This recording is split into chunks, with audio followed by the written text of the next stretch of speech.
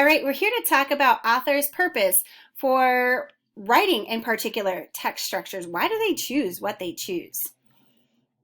So by the end of this lesson, you'll be able to say, I can explain an author's purpose for choosing particular text structures.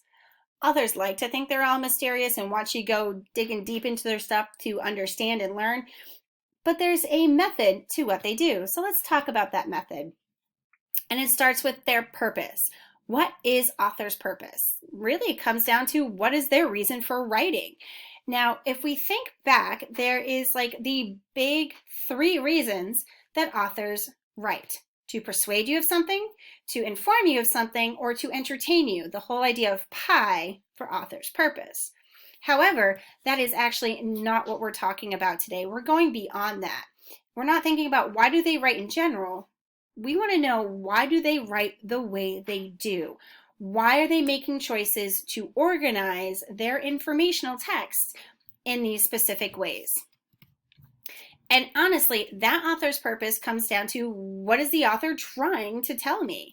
What is the main idea that they are trying to get across? Their purpose is to tell me this main idea, and depending on what main idea they have will cause them to choose a particular text structure to write in, so that main idea can come across that much more clearly to the reader on the other end.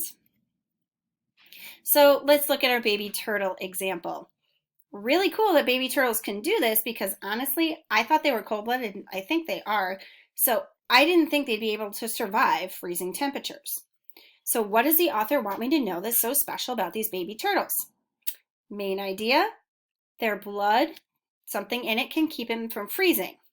So in order to tell me that, they're telling me, hey, this thing, this special chemical is a cause of them being able to do this. So I need cause and effect to understand the situation. It's not, hey, baby turtles can do this. This causes baby turtles to be able to do this. We're focusing on that chemical, which is why it's cause effect, and really gets across that main idea clearly. All right, example number 2, our pond. The author has a very, very distinct main idea right in here.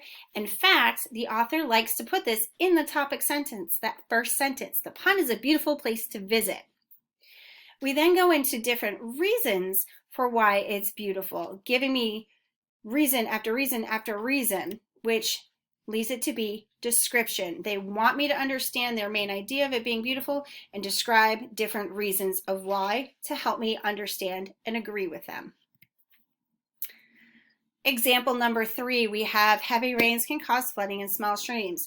So while that is our topic sentence and it seems like it's the main idea, it is very close for about flooding. But if we go a little farther, we actually see it can be difficult to predict.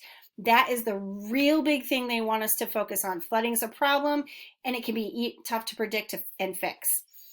So now that we know that, they also want us to know that there are actually solutions for what they're doing it to make it easier to predict. They're finding a fix for the problem, meaning we're seeing problem and solution. So the main idea, again, is problem of streams, fixes, and I need you to see the whole thing, so maybe I don't stress about it so much.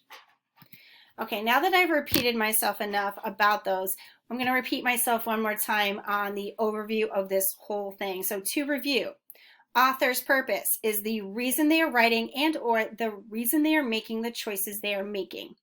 What is driving that purpose is the main idea that the author wants to get across to you, the reader.